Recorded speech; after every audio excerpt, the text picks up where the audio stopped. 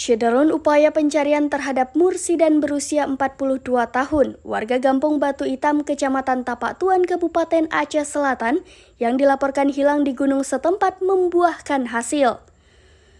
Korban berhasil ditemukan di kawasan Puncak Gemilang, Tapak Tuan dalam kondisi selamat. Haji Zainal mengungkapkan, saat ditemukan, korban terlihat linglung dan tidak mau dikerumuni banyak orang, sehingga terpaksa hanya beberapa orang petugas yang menjumpai dan membujuknya untuk pulang.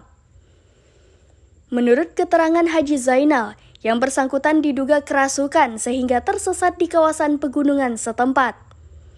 Selain itu, yang bersangkutan juga terlihat ketakutan saat melihat orang ramai.